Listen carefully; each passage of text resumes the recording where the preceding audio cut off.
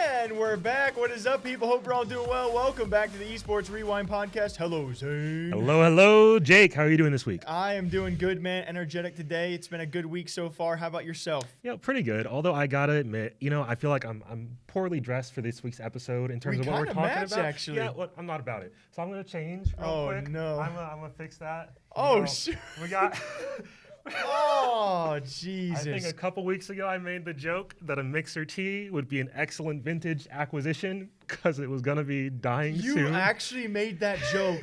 Yeah. Like literally a week and a half before it. That. And I ordered it that day. And now you probably can't get them anymore. This hurts. I don't even know how to. That's a really sensitive topic, man. Wow. Yeah, I'm just glad I bought it when I did. Holy, it's actually a good looking t-shirt. No, it's not bad. It's official product from Microsoft. Wow, what a snag. Well, with that, anything else to say before we kick it off? As per usual, guys, thanks for tuning in. If you enjoy the podcast, enjoy our esports news content, by all means, please leave a like and subscribe. It does help us a ton. Also, check out the podcast on iTunes and Spotify. It's part of the Prediction Esports Talk Show Network. That's PREEDICTION. Yeah, and with that, guys, let's get it rolling. And, it's kind of crazy, Zan. Not the craziest thing, but certainly up there, I would say, with the Mixer shutdown is a different story that we covered on the channel, which is certainly taking off, that being Twitch. Twitch in the news a lot. We're going to keep on talking about that one. This one, though, Twitch being sued for $25 million. Ooh. And the subject matter as to why they are being sued is the very interesting part. They are being sued by one individual. The same individual, which we've already talked about on the channel, is apparently suing companies like Sony and I believe Microsoft and Nintendo and Blizzard. Best of luck to you. Is he just going down the list? Yeah, apparently. I'm not sure the reasonings as to why he sued those companies. The reason why he sued Twitch, though, was sexually suggestive content put out there by female streamers and a lack thereof from the Twitch platform to actually categorize female from male streamers. I will say, there is kind of a side note here. A lot of the ailments he does suffer from apparently make him so he is not only addicted to sexual behavior and tendencies, also has OCD and a variety of other things that potentially, apparently, really do cause him severe issues. I mean severe issues when it comes time for watching Twitch streamers. Right. And so we've been looking over this lawsuit that apparently has been filed for $25 million. By the way, he is calling for that $25 million to be split amongst him, other Turbo subscribers, and anything left over to be spread out through a variety of charities. And he also wants all the female streamers he listed to be permanently banned from Twitch. Well, that's a big ask. Maybe the $25 million. Maybe Twitch would have went for that, but they're not going to ban Pokimane. I don't think this guy knows how many non-bans go around Twitch and how many Twitch people are pretty much untouchable, at least for permanent bans. So anyway, I'm going to read you one passage and we'll get moving on to a different story because this is too lengthy of a topic. I hear that. So I went through, and thanks to the viewers out there, gamertag, you know who you are, page 27 of this. And guys, this is probably not going to be monetized too much, but I'll try my best to censor my language. Fair enough. The plaintiff had purchased a fleshlight previously, which went largely unused until Twitch. Mr. Estevillo, that's the guy who's suing Twitch, began using this device while he watches female Twitch streamers and often ends up chafing his penis every day with the device, making it extremely painful and constant, which ends up causing redness and mild infections at the tip. And we'll end it there. There's actually 2 or 3 more paragraphs that maybe we'll touch on for a very non-monetizable video. And this is real life, Sam. Yeah, I mean, it was only a matter of time, Jake. It really was until we arrived at this point. You're going to sue a freaking liquor store for selling alcohol? I'm sure it's been tried before. I mean, for sure. You're right. Yeah, and someone's got to do it. Yeah, there's always got to be the first person to give it a go, and then we'll see how it pans out and definitely go from there. And that person is Eric Estevillo. I guess we wish you best of luck. And what a crazy, crazy time we live in. Maybe grab some ointment. Yeah, for sure. Yeah. All right, a much less amusing topic is up next, Jake, as unfortunately we do have to discuss what has been going on in the esports and gaming industry over the past week. As I'm sure many of you are aware, there have been a bevy of allegations levied against many members of the industry across gaming, streaming, esports, entertainment in general. Yep. As far as I can tell, it all kicked off end of last week when a Destiny streamer, Say No to Rage, was accused by a few women of sexual harassment and abuse, and at which point he apologized, thankfully, But then things continue to cascade as more and more people began to come forward with their stories of abuse and harassment from huge names in the scene. Recently this week we reported on Pro Syndicate being accused by multiple women. He's now responded to those allegations. We have people like Angry Joe being accused. Henry G, Destiny 48. There's a long list out there. I'm sure you guys can find it. Yeah, we can't name everybody, so because believe us, it is a lot of people. But it is really unfortunate that that we're in this situation. I think it sucks. I think a lot of members of the community are very disappointed to see people they looked up to for so long, see their darker sides kind of brought to light, unfortunately. Yeah, and I don't think, much like what we've already seen in the past month or so, I don't think anyone thought it was going to get to this point. When the Say No to Rage case came out, typically when these kind of things come out, they come out once in a while, right? Right. And all of a sudden now we have dozens and dozens of stories across a variety, like you said, platforms coming out. And it is very shocking. Obviously, there are two sides to every story, and that's what makes it even more difficult to actually have the evidence to prove all these allegations. And then breaking down these stories is obviously not a fun time. And it certainly plays to both sides because we do have cases where obviously things did happen. And unfortunately, there seem to be at least a couple out there where maybe things didn't and the evidence wasn't provided, and we're seeing the backlash come from those sides. And so it's been very difficult for us, at least, because we can't touch on every story. And then even when you do, the chances of offending nobody is so small. And of course, the primary point is we largely respect everyone out there who's come out so far to talk about these things, and it's of course led for other people to come out as well. I don't know. It's been a very crazy, interesting, and for these cases, been a very sucky week, to be honest. Yeah, absolutely. I do hope everybody can understand why it may not be fun for us to cover these topics, but it is important that we do, because it is important that everyone doesn't just ignore this because it's not fun or sucky to talk about. Yeah. We also have to, I think you said it very well. I think it's great that it's important that we also appreciate how difficult it is for people to come forward with stories like these, because a lot of people are doing it at risk of their career, their job, their social standing.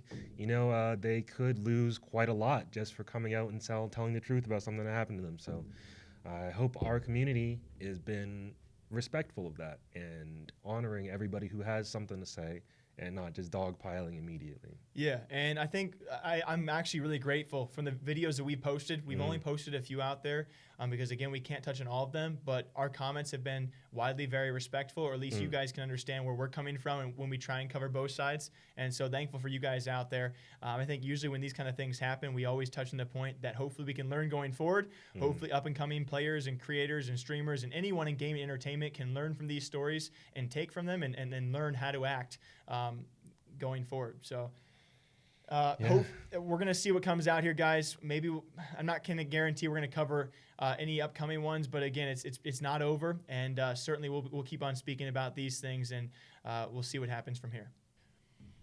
All right, and a much more fun note, Zan. We're actually seeing some more Valorant news pop around. It's a week of firsts. There's so many things happening in the Valorant scene. Viewership still hasn't changed widely, but there are some dramatic stories coming from roster changes and players being freed from their accusations. It's been a really fun time to break down that stuff. And now we talk about, though, maybe some not so good stuff, but we'll see how you guys take this. Our first ever, I would say, a pretty well-known name, at least from the Fortnite scene, a player who switched esports to go to Valorant, has now quit Valorant and is going back to his original esport of Fortnite. That's going to be a French Solary player, widely known as a double World Cup qualifier. That's going to be Kinstar. He was actually playing, why I heard of him as well, he was playing alongside some Counter-Strike pros for a short period of time on their roster. And after, I would say, maybe a couple of months max, he is now returning to the Fortnite scene. Why I bring this up to you, Zan, is because when I made that video, we saw a lot of comments, not necessarily being about how Valorant maybe cannot support esports right now, but mostly it was actually towards the direction of, frick Fortnite pros, man. They don't belong in Valorant. Yeah, I'm sure. Everybody hates Fortnite pros. Yeah. It was kind of funny, though. It makes sense for a variety of reasons, and it does not worry me yet for Valorant. If we see Counter-Strike pros or, some real, well-known pros that have made their mark already in Valorant, maybe going back to the original scene, I'd be worried. But, you look towards a guy in Fortnite who can obviously, one, make more money in Fortnite. Makes a lot of sense. Yeah, And already established. And two, we've talked about what a guy like Hiko and many others have pointed out, that Counter-Strike pros have a very easy time transitioning. Fortnite pros have a very difficult time. So maybe he just realized, hey, I'm never going to be the top of my game in this game. I'm going to go make more money and be better. So for a variety of reasons, it did simply make sense, and that's why I am not worried about it quite yet. I think that makes a lot of sense what you're saying, Jake. I mean, there's definitely no reason to be concerned about the overall state of Valorant's esports economy, let's say. But I do think it's worth noting that we already talked about quite a bit how maybe some pros are jumping in too soon. I think that's likely what this pro encountered at the end of the day. Yeah. And, I mean, who knows? Maybe he'll come back to Valorant. Maybe he just wants to spend some extra time practicing on his own, getting more used to the tactical shooter systems and everything. But I think the next 6 months will be very telling in terms of who sticks around and who doesn't. And I remember right when we talked about this, you made that point of pros maybe jumping ship too soon. You know, flip side of the coin, though, you almost have to, right? If you want to take that risk. So we greatly respect a guy like Kinstar. Like, people need to take those risks and maybe think about, okay, can I make it somewhere else for other scenes to have a chance? So obviously respect his choice to even try it out. I'm glad he did, and now he's back and probably will do just well enough when it comes to Fortnite. Will he pursue other esports? We'll find out. Will we see other big names also leave Valorant back to the original esports? If we do, we'll surely talk about it. All right, Jake, with a week like this, I did figure that a lot of our stories would be on the, on the darker end of things. So I included a pretty fun one as well. Thank you. Yeah. Good. Balance things out a little bit, Good to see. So let's talk about old people. Love old people. Because, they're the best. And you know what? Surprisingly, a lot of them are avid gamers and just love getting involved in the scene and everything. And because of that, there's now the first ever esports center specifically for elderly people opening in Japan. Of course. Only 60 and up allowed. Are you serious? Only 60 and up. Wait a second. And of course, and I don't mean offense by this, obviously, guys. Of course, the only scene these kind of things are going to pop up first in. We've seen esports cities pop up in the Asian scene, like cities dedicated towards esports, or at least around the realm of it, popping up in Asia. So that's because I don't think these things would necessarily do well over here yet. So I love hearing about these kind of things that pop up. Yeah, absolutely. You gotta love how Asia has kind of embraced the entire scene so well. I wish we could be like that. There's a fandom around it, right? Yeah, absolutely. And not necessarily just Korea in particular, but that's the first thing I think of. Faker is a superstar. Like he is. Yeah, absolutely. He's like Kanye. Yeah. So I think it's really cool to see a lot of the part of the region over there actually embracing it, like you said, fully, and it's a fandom. Like it's not absolutely. It's not some nerdy thing, or at least it doesn't seem to be. No, yeah, and it makes a lot of sense that this happens in Japan because Japan already has this really interesting culture of elderly people going to hang out at like standard arcades. I love that. And go there to make friends and hang out with people and just play some games and stuff. That's adorable, dude. Yeah, right. I can guarantee you, my grandma's not doing that. No offense to Rita, of course, but she's not doing that. Yeah. So there's literally a minimum requirement to get in. Like a bar in America, you got to be 21. 60. So they ID you, and your old man walks up. He's 59. He's got a fake to say he's 62.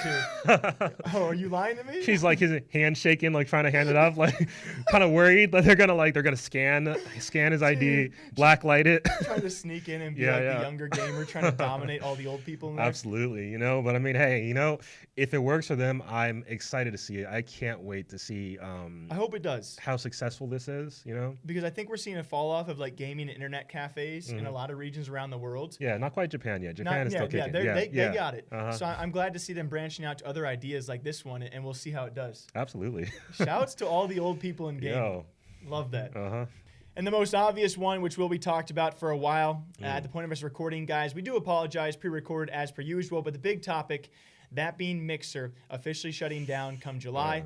I said pre-recorded because at the point of us recording, Ninja and Shroud have not announced their new platforms. A lot has happened, Zan. It's kind of tough to touch on everything. Yeah, too much has happened. Like that would take like a good 40-minute video for us to just go down the list. All the tangents. Obviously, the big news being it's really unfortunate. We'll have videos about this, guys. The blindsiding of all the other Mixer partners. I believe several thousand Mixer partner streamers had no clue this was happening. Mixer employees as well. Many of them didn't find out. Staff as well. And then we have...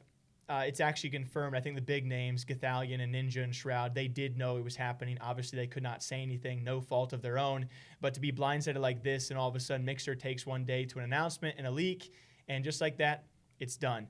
It does make you wonder, though, if you guys have not heard about this, Facebook did offer, Gothalion did take whatever that offer was. The offer to Ninja and Shroud was apparently close to double their current contract to finish out whatever remaining years they had with Facebook Gaming. They said no. They were paid out by Mixer, $30 million and around $10 million apiece for Ninja and Shroud, which in itself has caused a lot of talk, like, oh my God, you guys just pulled off the biggest heist we have ever seen in gaming. A lot of people have been wondering if this was the plan all along. If Ninja pulled like some Nathan Drake BS, like hopped into a burning plane, saw Mixer was on fire, hopped in, loaded up his duffel bags, hopped out, knew it was coming. I've actually not heard that conspiracy. I've seen it a lot. Really? Yeah. Dude, okay. You got future video maybe. I have not heard that conspiracy theory. Yeah. Okay, well, that would be very interesting if anything else came out about that. I like to think that obviously they thought, okay, this is going to pave the way. Obviously, a lot of other things happened than them, making a gigantic bag. I think the giant question is, though, now it comes down to a giant war between just two platforms. Can Facebook compete, do you think? I think they have a shot, but they're kind of in a weird space where they're not going to get much of that fan base from Mixer transferring directly over to Facebook. It just doesn't work. And people instantly go, what fan base? Yeah, exactly. Let's be honest. Yeah. Okay, I don't mean offense, but Mixer did not have a large audience, right? Yeah. 50K concurrent viewers across the entire platform daily is not a gigantic audience. And to your point, the merger with an even more, it's a very, I wouldn't say suspicious, but it's Facebook is not presented in a very good light over the past couple of years for a variety of reasons. Absolutely, especially where video content is involved. Just recently, I believe earlier this year or towards the end of last year, they got caught with their hand in the cookie jar, faking video numbers to make them look like 10 times better than they were. And so people, realistically speaking, I just saw a business call with Facebook execs earlier today, and they acknowledged, hey, there's a trust issue. People don't trust us with our analytics anymore. Yeah. Because, heck yeah, they don't trust you. And wasn't there, pardon me if I'm incorrect, wasn't there a data leak or something involving the big man himself? With Zuck? Yeah, it was Zuck. Yeah. There was all the memes about Zuck. I don't know the particular details, but obviously there is a trust issue there. I can even paint this picture farther back. Someone on Twitter reminded me of this. We even covered it when CSGO first went to Facebook for ESL Pro League. It was just... it didn't go over well, right? And the platform itself, we've heard people say it, if the platform does not present anything unique or different or better than the existing platforms, it won't succeed. If they can't buy streamers to do so, it won't succeed. Even the fact that Mixer, bought streamers and it did not work out, now Facebook can't even do that. Right. Yeah. It does beg the. I don't mean to hate on Facebook. It does beg the question, though. What do they have? Yeah. At a base level, I think we all have to recognize it's been proven time and time again is even if your fan bases love you, they will not follow you from platform to platform to platform. It just doesn't happen. I mean, if Ninja, some will, yeah. But I mean, that's like a fraction of a percentage. Like realistically speaking, for like even like the big names, if big names like Ninja can't even pull over like half of their audience, like I think he probably transitioned maybe like.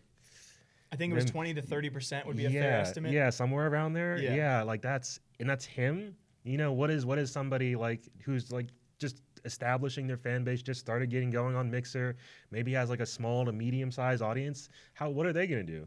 Just hope their fans follow them on Twitter. Yeah, I don't know. Yeah, it's definitely going to be an open debate here for a long time, guys. What do you think about this? What do you think about the future of YouTube, Twitch, Facebook? Where are these guys going to go? We'll certainly be breaking it down for you guys on the channel. It's just of all the weeks we have had over the past month and a half, this might just be the craziest, and it's not for the best of reasons. I think they're all bad, basically. They are all pretty awful, unfortunately. But we'll see where we go from here, guys. Hey, Gekko! We hope you guys all enjoy listening to the Esports Rewind podcast every single week, guys. Same day, every single time. You were close. You could have saved it. You could have saved it because it is the same day. You just had to say same time. Oh man, I'm going crazy. Audio listeners, it's the coffee. I am so sorry. Zan, hit him with that outro. Alrighty, boys. Yeah.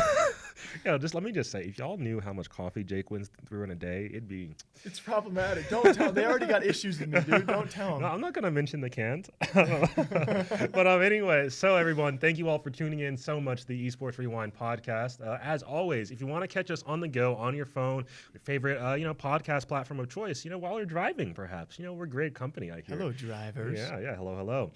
Find us as part of the Prediction Esports Talk Show Network. That's PREEDICTION. We're We're right there alongside a bunch of other great esports talk shows. So by all means, check us out there. Shout out to all of our audio listeners. We appreciate y'all tuning in. If you'd like some daily esports news content, more than you can watch almost, check us out on YouTube at Esports Talk. If you ever want to reach out, say hey, say a kind word, share a story, basically anything. We love hearing from everybody. Please feel free to reach out in the comments of any of our videos on social. We're on Twitter at talk_esports, Instagram at esports_talk. We do read everything, even if we don't have time to respond to everything, because we get a gang of messages. You guys are awesome. Constantly. I love reading DMs, by the way. Yeah, so we all do, to we be can't honest. respond to them all, but we love seeing them. We do try sometimes. Well, it's a lot. Thank you all so much for tuning in. Do not forget to like and subscribe. It does help us a ton. And I think that's it for me. Jake, do you have anything you'd like to leave the good people with? We're booming. We're taking off. Yeah. And you guys are on the ride with us. Okay, until next time, take care. See y'all at 200K. Heck yeah. Bye, guys and gals. Okay.